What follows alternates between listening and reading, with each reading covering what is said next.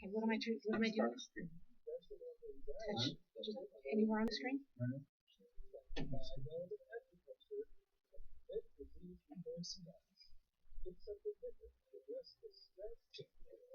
am I good to go?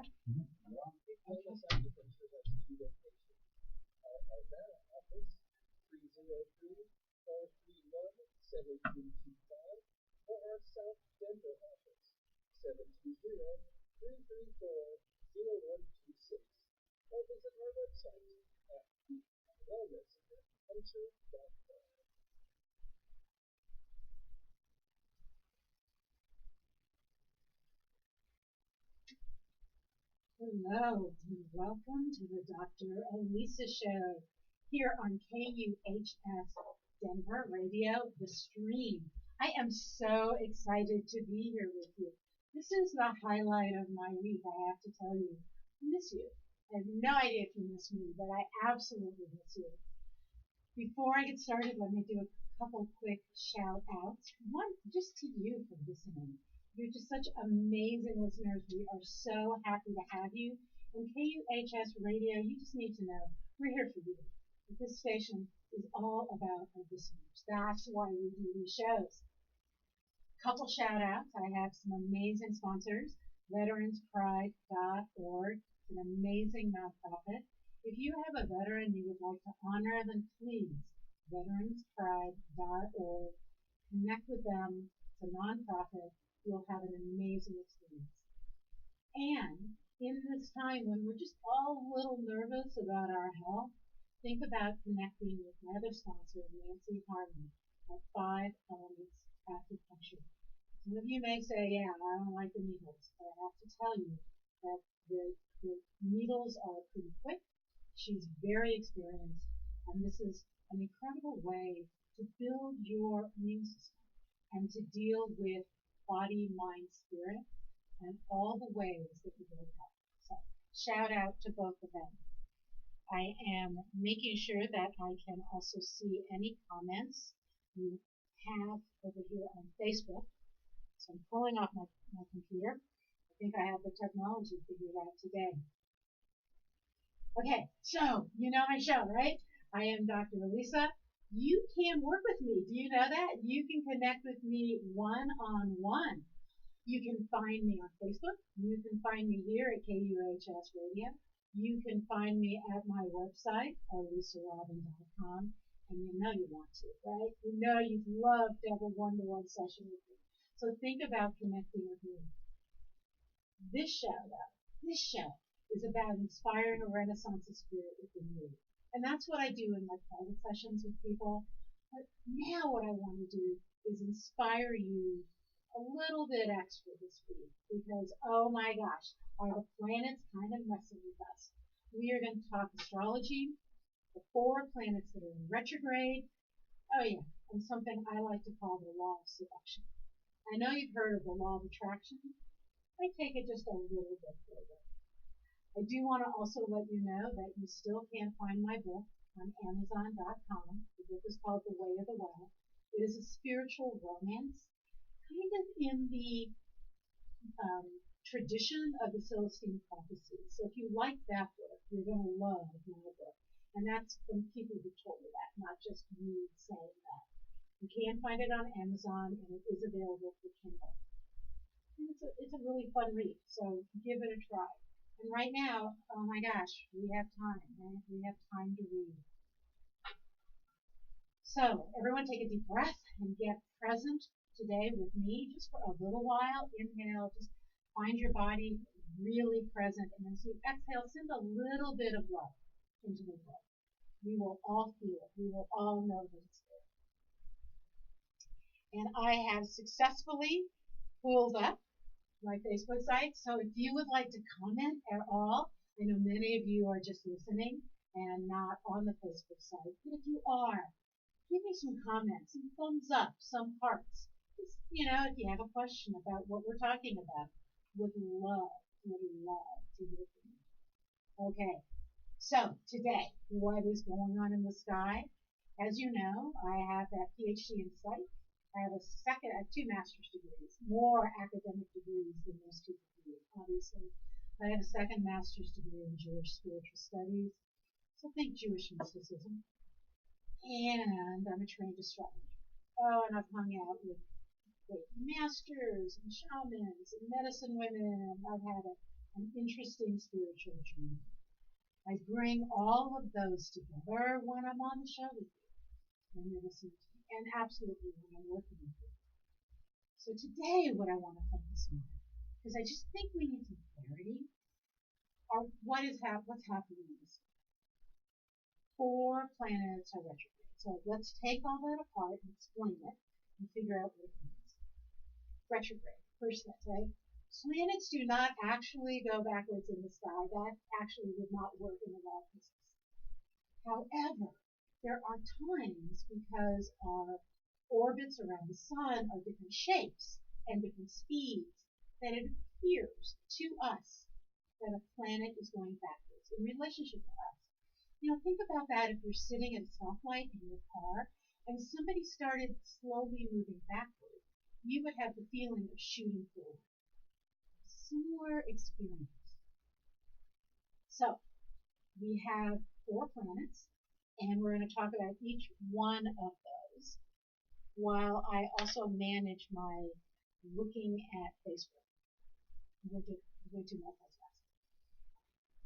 The 4 planets, here we go. Pluto has been retrograde for a while. Venus went retrograde yesterday. Saturn is retrograde, and Jupiter is retrograde. Retrograde means they appear to be going backwards in relationship to us. I've talked to you about Saturn and Pluto being next to each other all last week. And now that they're not right up next against each other, how that changed things. However, now Saturn is also moving backwards. It's going to get closer, and Jupiter is moving backwards. So let's take them apart. Let's do them one by one. Okay? I actually want to start with Venus. Venus goes retrograde on a fairly regular basis. You have to remember that. And in fact, planets all go retrograde at some point.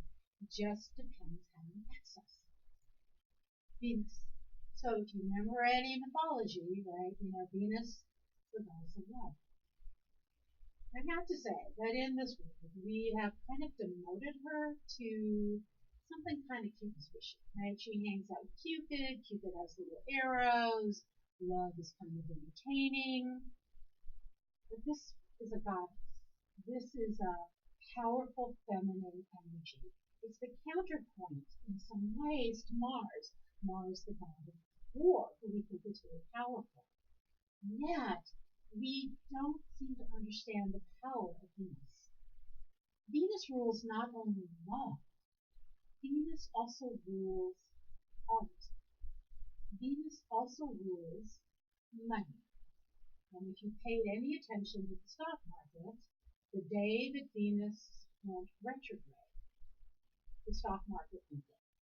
There are astrologers who specialize in financial astrology. I am not an expert in that, but I have to tell you, I am studying it right now and learning as much as I can. And when Venus goes retrograde, there is always a change in direction in the stock market. The saying is no love, no money.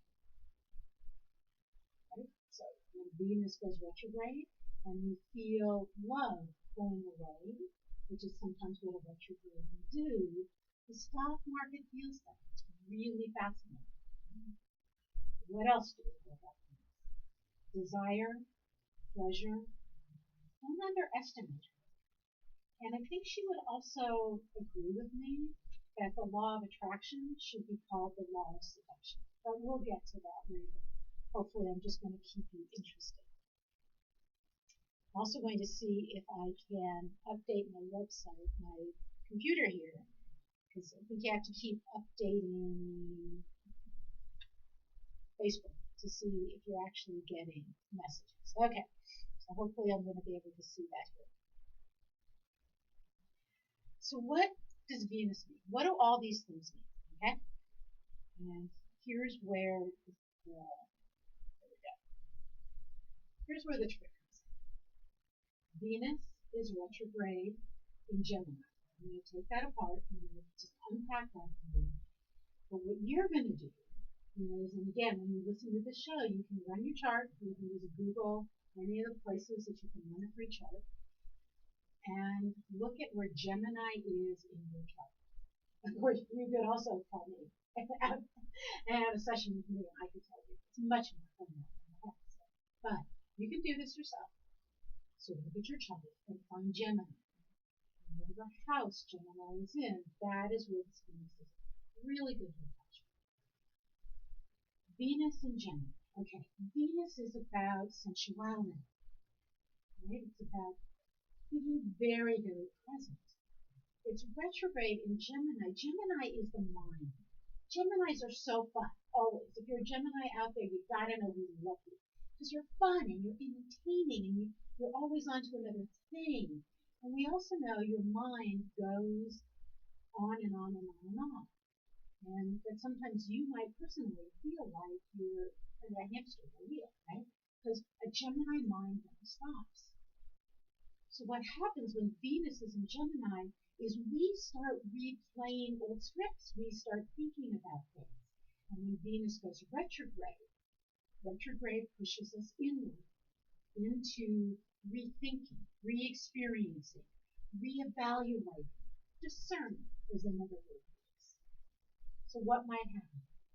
You might get a call from an old flame. So don't be surprised if your ex reconnects with you. But take it with a grain of salt. A person may not have changed. And again, maybe both of you want to revisit it. But remember, it's in Gemini, right? So our minds might go too fast for us. So take the time. Take the time to think clearly. You may realize you're done with the relationship. And in the retrograde, you revisit that, you become aware of it, and when Venus goes direct, which will be in a few weeks, and we'll talk about it when it goes direct, then you might find that you're ready to leave the relationship. I have to say that you might start a relationship too. But most people would say, no, not under a retrograde. But what can happen under a Venus retrograde, especially in Gemini, is that we shift away from the illusion of who we are in love, or who we want to be. Yeah, I don't know if anyone's ever said this to you, but when you stop looking for who you think you want, you meet the person that you really need to be, who really matches you, who's really the person you can fall deeply in love with. But first, we have to go through the illusions. And Venus retrograde in Gemini gives us a chance to evaluate all of those illusions and change them, move forward. So this is a great time for reflection. And of course, when you're in any kind of isolation or social distancing or whatever situation you are in, wherever you are, that has to do with a lot more alone time, it's a good time for reflection. And Venus now says, what do you love? And how do you love it? And also, what drives you crazy? So if your roommate is you suddenly realize that your roommate never washes the dishes, you're also suddenly going to realize it drives you crazy. So there's going to be a lot of awareness of what we individually care about and why we care about it. It's also a time that we set our hearts free. Maybe find the love that we have been afraid of. Because remember, Venus, when it's about love, also can connect with our old heartbreaks. And those heartbreaks are often what keeps us embracing the love that truly would fill those cracks in our heart before. Okay, so what are you going to do? You're going to contemplate, you're going to reflect, and you're going to pull your chart, and you're going to look at Gemini, and the house that it's in, it tells you where you're playing seven. And then you're going to call me, right? And we're going to have a $75. I'm still doing half price sessions, just so you know. Usually $150, and I'm offering sessions for $75. So just so you know, I'm affordable and can help you get through this time. Okay, that's one planet. Saturn. Now, we've talked a lot about Saturn. We've talked about how Saturn, in your chart, sometimes Saturn represents your father, represents the person who set the rules, which could have been your mother. But often, in traditional astrology, it's considered your father. In modern astrology, who in the family taught you how life works? What are the rules, the policies, the procedures, the belief systems, not philosophically, but in terms of making the planet work, making life work, what's important. Saturn affects us every 30 years. Roughly, we have a Saturn return, and we examine all of those ideas and those notions, see if we still like them or not. When Saturn in the sky goes retrograde, it gives us a time to look at the restrictions that we put upon ourselves or the restrictions we live in and to re-examine them. What you saw when Saturn went retrograde was people suddenly saying, I can't stand the restrictions, loudly saying, up the pavement, I can't stand it. Okay, that's the first response to retrograde. It goes retrograde and we have an immediate emotional sort of panic attack. I can't stand it. Okay. What Saturn asks us to do is look at our true restrictions. And those are our internal restrictions, our belief restrictions. And those may surprise you during Saturn retrograde. Why? Because we are going to look at what we learned about authority and responsibility, personal responsibility too. What did we really learn in this time? Meaning our life, our lifetime. So it had moved into Aquarius. It goes retrograde in Aquarius, and then it'll go back into Capricorn. And it will go there, and then I think it's actually gone back into that, and then it goes also. So it's retrograde for a very long time. And what that means for us is we have a deep amount, a long time, a good amount of time to commit to a deeper level of what we really care about rather than just observe. So do you see how this fits with Venus? Venus is retrograde, pushing us inward to saying what we love. Saturn is retrograde, saying, what do I value? What are my values in the world? What am I willing? What do I stand for? What do I believe in? How do I want my life to run? During a retrograde, we're always told, in sort of the old philosophy, don't start anything new. Well, that's going to be kind of hard because retrogrades come and go all the time. What we have to be aware of in retrograde is we're being challenged, we're being asked to look inward and see where we have caught ourselves in our belief systems and where we can grow. I think that what we're going to be challenging ourselves about is what do we want relationships to look like? And if you think about the time we're in, we're starting to realize more and more how important relationships are. That's the whole problem with social distancing. I honestly think it isn't that we're craving going out to a restaurant. What we're craving is being with our families, being with our friends, being able to go out, being able to connect with others. That's what we're craving. And so Saturn comes in retrograde and says, okay, well, if that's true, if that's what I'm craving, when I can walk out of my house again, what is the first thing I really want to do? Who do I want to be with? How do I want to restructure my relationships? Where have I been holding back? It's about boundaries. Where have I been holding back that I want to open up? And where have I been opening up that I now want to hold back? Those are deep questions. Deep questions. And this is the opportunity to examine. And what we have right now is time. Lots of time. So this is sort of this amazing time to look at how our old expectations do not fit the current now.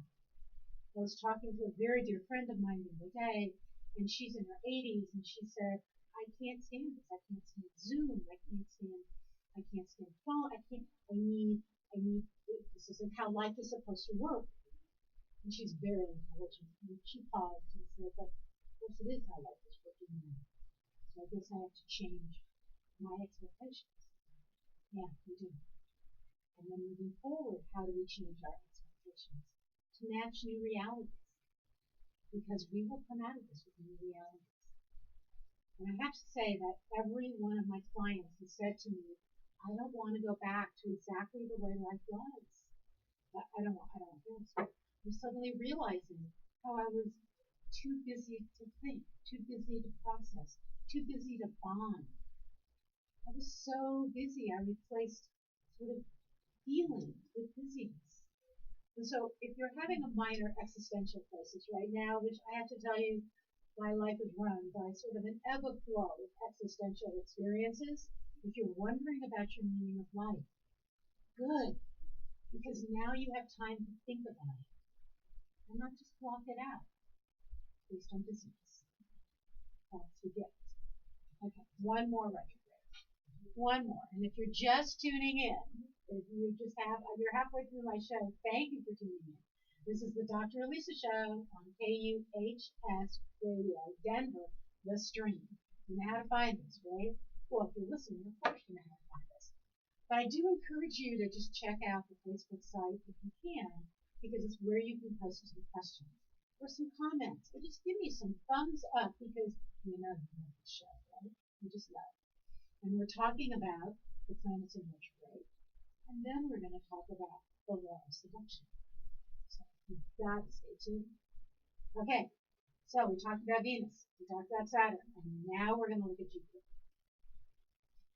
Jupiter, I have to say, Jupiter. What do we want to say about Jupiter? Jupiter is a gigantic planet. And Jupiter is understood to be the planet of expansion, how things grow. Which sounds great, right? We all want to grow. But it's tricky because our choices determine what grows and how it grows.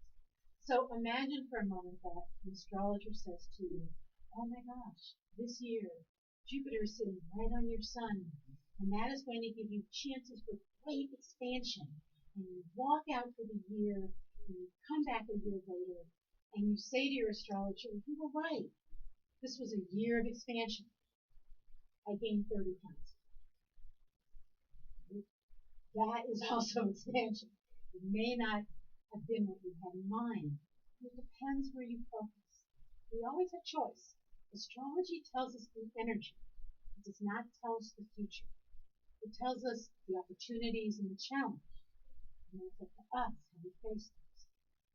So, Jupiter is also in Capricorn. And we've been talking about this. Capricorn is the the sign of lovely ambition. Lovely, lovely ambition. It's also the sign of rules. Follow the rules. It's a good sign for engineering. It's a great example. I've had so many Capricorns who say to me, I don't follow the rules.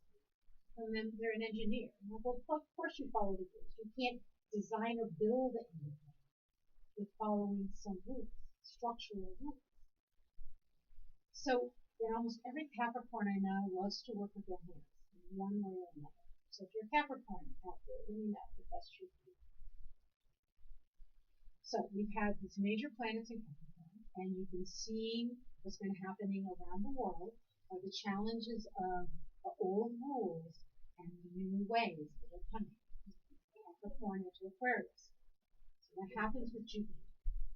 Jupiter governs philosophy, spiritual introspection, reflection. Oh my gosh, isn't that interesting? That's what we're doing right now. We're doing spiritual introspection. We're forced into it at some point. I think you heard on the last show about meditation, that another form of dealing with the sort of being inside. How do I do spiritual introspection in a way that helps me grow, helps me deal with, helps me find meaning and grow? And that's what Jupiter is about. It deals with spiritual growth, personal growth, psychological growth. It can absolutely deal with financial growth, happiness, success. And so, yeah, it affected the market too. And I will talk to you more if you're interested. You just have to let me know if you're interested about astrology and money. I am taking workshops on it. And so if it's something that also interests you and you'd like to know that, you'd like to know more about it, and you'd like it on the show, then hey, contact me. Let me know. In the Facebook site, you can message me um, through the station. There's tons of ways to do this, right? Tons of ways to get in contact with me. Okay, so how do we deal with this? Jupiter retrograde means that whatever area you need growth in is now going to be affected. So how do you know where that is in your chart? Yep, you got it. Go to your chart, see where Capricorn is in your chart, which house it's in. And that house then is where you're really going to feel the Jupiter. Now, if you whatever else you have in Capricorn, or opposite Capricorn, or the right angle to Capricorn, wherever Jupiter has an aspect of planet in your chart, meaning it's next to it, it's across to it, it's a right angle to it, wherever, that's where you're going to have the sense of what is happening with Jupiter. Okay? So Jupiter does this, it expands us, and our choice is in what way. So this is a great time to take stock, to make sure that things are in order. And again, Jupiter goes retrograde on a regular basis, so it's not new. What's different is that these planets are retrograde in these signs at this time. So it's a lot of retrogrades happening together. Sometimes what we find during a retrograde is what is actually where we need to grow, where we need to let go of personal restrictions. A little bit like Saturn, right?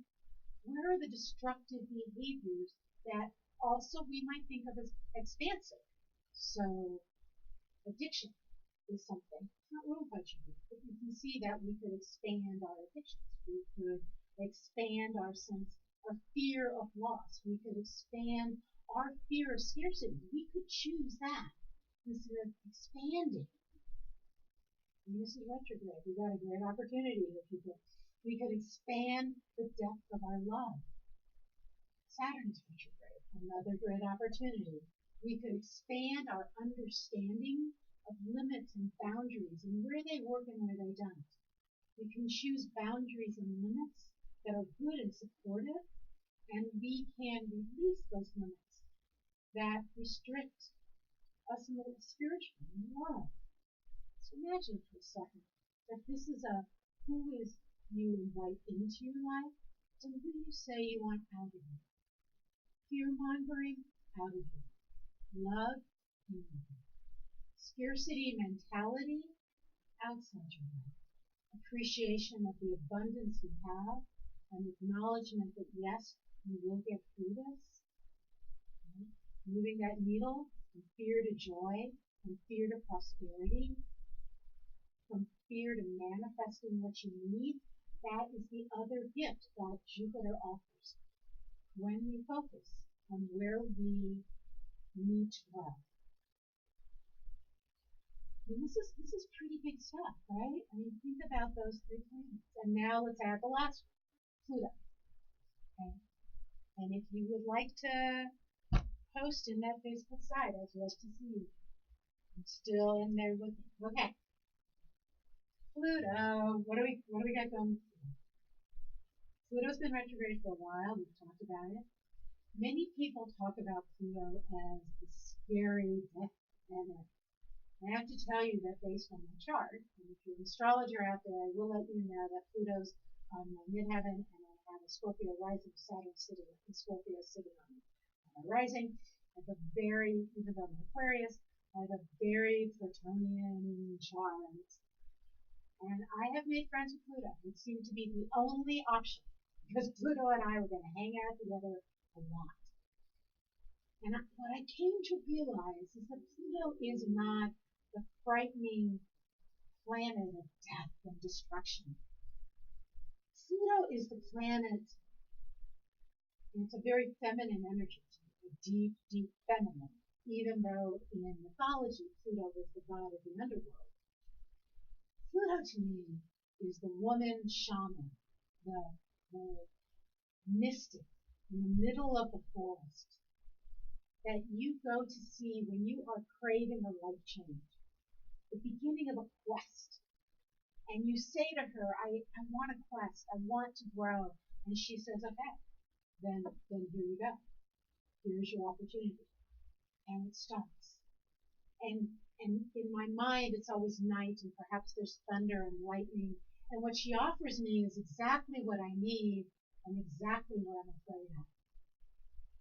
And it's too late to say no, because I asked for it. I asked for something that would shake me, something my soul needed to change. And there it is. There it is. And how does Pluto work for us? And this is why I love this progression, and I use this with clients a lot. Pluto works with us by first saying, what is in symmetry? What is in alignment with the life you crave? Step one. Step two, and this is Pluto's power. Whatever does not work for you, whatever no longer is valuable for you, whatever no longer has meaning, and what continually pulls you off your path, we will now subtract you. We will now find a way for that to go away. So you realize that that was not serving. My most intense Pluto transit, let me just say this, lasted 7 years, which is when we became buddies. Not at the beginning, I will tell you, but definitely by the end. And that was those years where I went down to zero financially. And where every time I tried to get a spiritual reading, the only one who could read for me was the astrologer. I tried the shaman, no. I tried people who channel spirit guides, no. I mean, everything I tried. And yes, I worked with psychologists at the same time. I was actually in graduate school majoring in psychology. I was always told that I couldn't go to find the answers outside of me. I had to find the answers inside me. I had to look deep.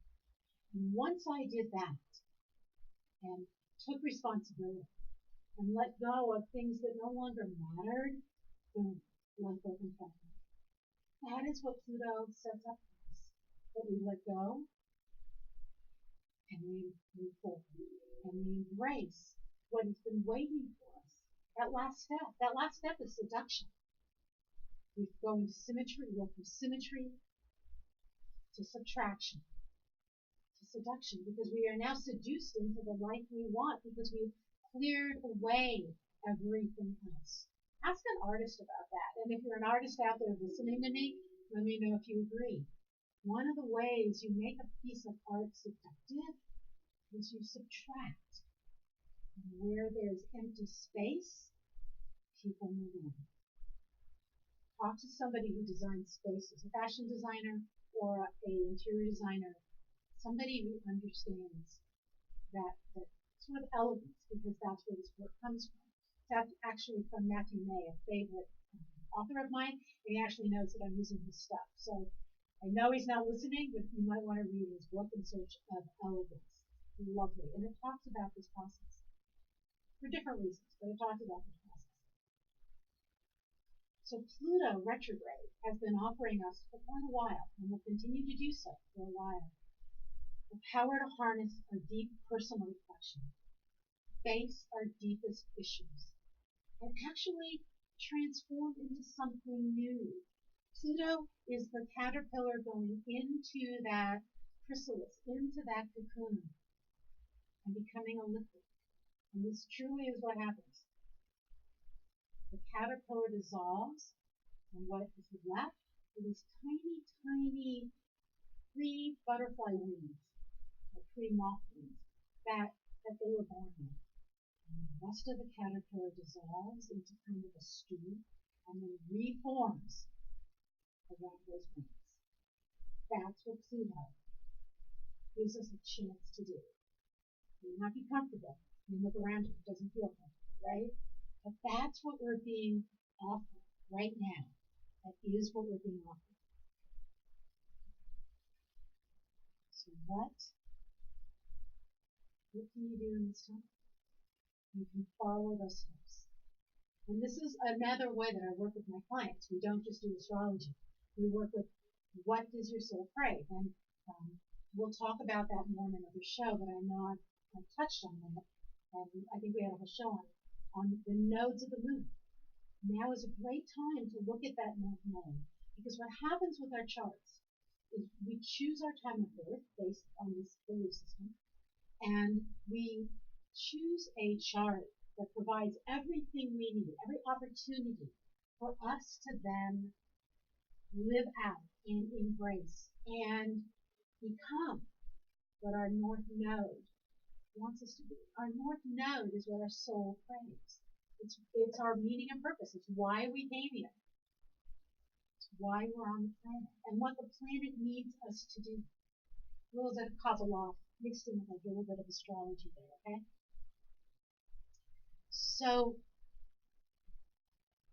that, if you look at that in your chart, your north node, you can see how the rest of this energy in the stars, the planet, is pushing you forward towards that. It's actually seducing. And that's my theory. So what I want to talk about in our last bit of time here, I can't believe how fast this hour goes. Can you? And in case you're tuning into the end of my show, just so you know, this is KUHS, Denver West Stream. And I'm Dr. Elisa. And you're going to have to go back and listen to the beginning because there's amazing stuff about astrology. Now, if you're tuning in just in time for me to talk about the law of seduction. So I have to say that for most of us, we have heard about the law of just rebooting the Facebook site here so I can see if I have any comments. I don't see any. Okay. Most of us have heard about the law of attraction, right? I want to tell you my experience with the law of attraction. And yeah, I get it's true. But everybody makes it so complicated.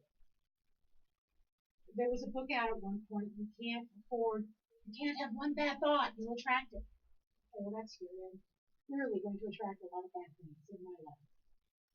And I struggled with writing the appropriate affirmation or shifting my mind and way for the law of attraction.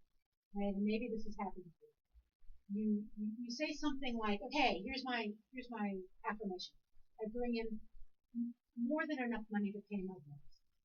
And somebody says to you, no, you're focusing on your bills. Focus on money. Okay, good. Let me try again. How about if I say, I'm a money magnet. I attract money every day. And then they say, no, that's too big. That's too big. Be more specific. Okay? How about I swim in abundance. I'm surrounded by money and wealth. And then somebody says to you, well, that doesn't sound very spiritual. Because money? Like, okay. Abundance, money. I have to tell you, then I just cut to the chase with the person, and I said, I just love you. And the person looked at me appalled. Like, that's about love and money. Those are the two things I want to attract. Doesn't that make sense? And she said, how can you say you love making money? I'm like, well, you love chocolate. And, you know, I love wine, and I need money to buy chocolate and wine. And I love donating to charity, and I need money to donate. And so what's wrong with loving making money? Especially in a way that helps other people. What's wrong with that? So you can see I got kind of sideways with the law of attraction, even though yes, it does work. And what I realized is I was being too mental with it. And of course, I'm a double Aquarius. Of course I was being mental with that. I was in my head trying to attract through saying things, through affirmations. Now, that may work for lots of you, so I'm not putting it down. I am saying to you that there might be a deeper level of attraction. the law of seduction. And I wrote a blog on this recently, and if you want to check out my writings, just go to my website, elisarovin.com. Robin is spelled with a Y. Or if you do a Google search on, actually, if you just find me on Facebook, it'll go to my website. Or if you find me on LinkedIn, or Pinterest, or Twitter, or Instagram, Elisa Robin, Robin with a Y, you can get to my website. You can read my blog post. And I wrote an entire blog on the power of seduction. And I don't mean sexual. So all you guys, that's not what I'm talking about. Okay? Because clearly, right, we know that at least a third of the population, maybe half, right there. I think the word seduction has a negative reputation because it's such a powerful form of manifestation, and one that we attribute more to women. And so it's this deeply feminine power of manifesting, of drawing life to you. We say the word attraction, law of attraction, and nobody gets upset. It sounds kind of academic. It sounds magnetic. It doesn't sound sensual. It doesn't sound deep. Whereas seduction has a very different tone. Seduction requires that we align our life with our soul's craving, and we discard everything else, which doesn't that sound like Pluto? Pluto can be seductive. It doesn't have to frighten us. And seduction doesn't have to frighten us. So we create emptiness, and emptiness is seduction. If you're ever in a class, or if you've ever taught, you know that when you ask a question of a class, you just have to give yourself 10 to 15 seconds, which is an eternity in a classroom, and somebody will talk, because people will fill the emptiness. You know that emptiness, it's kind of a sacredness. Every time you think about a sacred place, that sacred place, be it the Holy of Holies in the old synagogue, in the temple, or in a mosque, the space within a mosque, or the space within a church, or the space in a kiva, or at Mesa Verde. Anytime you think about a sacred place, that place has emptiness. Because we have to go into it. We are seduced into it. Emptiness can be holy, and seduction can follow that. There's sort of a way that emptiness calls us to the life we desire. And yes, it can be dangerous, right? Seduction can call us to our deepest, most secret dreams. We can be seduced to that. But it can be dangerous because we can rush to fill it. Venus retrograde. We could rush to fill this. Our ex calls, oh my gosh, I've been dreaming about you. As opposed to, what do I really want? Don't rush to fill the emptiness. Let yourself feel the emptiness and feel how that seduces to you what you want. That's how you use these retrogrades. And that's the law of seduction. You let the emptiness be there. You get clear with your craving, your soul's craving. You get everything else out of the room. You create the space, and you invite into it that which you truly desire, and that which truly serves your soul. And it's a deeper level of manifesting attraction, the law of attraction. It takes a bit of courage, right? Because we have to blend our physical and spiritual worlds. We have to live in that place of seduction and know that people will respond. I have to tell you that in my life, I have been told I'm too passionate, I'm dangerous. Am I the only woman out there that men say, I'm afraid of you on a regular basis? And I'd love to know that. So women, or maybe men have heard it from women, I don't know. But if you've heard that, oh, you're scary, you're scary. That's not a pickup line. I just want to point that out. I don't find that seductive. But I've been told I'm mysterious. I like that. I have also been told I'm a bit ruthless in love. I'm absolutely ruthless when it comes to defending my friends and my ideas. Absolutely. And yes, I've been told I'm too seductive, too passionate, and too seductive. And I guess that's what scares some people. And I'll tell you what it does. It lets me have a spiritual message that is seductive and less academic. It lets me manifest life through desire, through what I crave. And it's what the planets right now are offering you. They're saying embrace that part of you. Now, your words may not be, because now I love these words, right? Dangerous and passionate and seductive, mysterious. I love those words. Those may not be your words. Yours might be kind and generous and whatever that is. Embrace those, because that is what is happening. And from that place, seduce to you the life you want, because that is what your soul is asking you to do. And that is exactly what these planets are doing right now, is creating that space for you. So the planets are aligning to help you. I know it doesn't feel that way. Trust me, I know. But they are.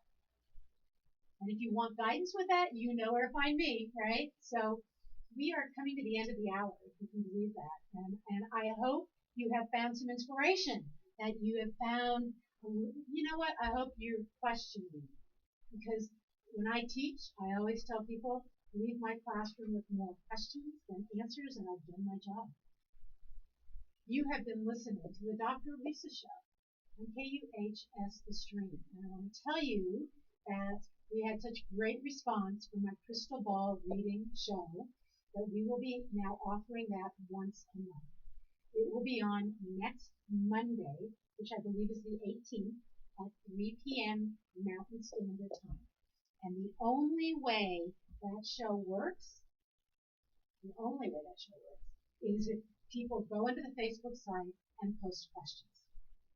Questions can be pretty vague, and yes, I will have the crystal balls, and I will be doing live readings. So you absolutely want to tune into that show. It'll give you a flavor of what I do, though I won't be doing live astrology readings unless you can ask me a specific question. If you know your North Node is in Capricorn, and what does that mean? Okay? So that's next week. And then I will be back in 2 weeks, and I'm going to have a guest with me that week who is one of my favorite astrologers, and I have several. She's amazing. Her name is Jamie Dawn, and we'll be talking more astrology. So we're having basically a mystical month on my shows, and I hope you just adore that and love listening to the show because of that. I do again want to let you know that you can contact me. Right now I'm offering sessions at $75, which is half price. And I'm doing that because I want you to feel like you can afford to reach out to me. I offer them on Zoom, and then I can record it so you can go back and listen to it. We will do some astrology. I definitely can do a little bit of channeling. I will definitely help you with the psychological aspect. And one of my strengths is truly helping people with their relationship with money, with prosperity, and also just intimate relationships. Those are sort of my specialties on my psychology side. Okay, my studies in economics. I've studied a lot of things. Let me just cut to the chase, right? And I definitely could. There are testimonials on my website too, if you want to have a sense of how effective it is. So, if you love the show and you love me, you can have a taste of me one-on-one. All right. So again, find me on Facebook, my website, lisarobin.com, LinkedIn, Twitter, Pinterest, and or Instagram. I am everywhere. I would love to work with you. Most importantly, I love the fact that you listen to KUHS Radio Denver, the stream, and that you understand that we are here to help you through whatever you're going through right now with this pandemic, to help you smile, to help you have faith that there is a tomorrow, and to help you move forward in your life. So hang in there, keep listening, and I will talk with you soon. And from the bottom of my heart, thank you for tuning in.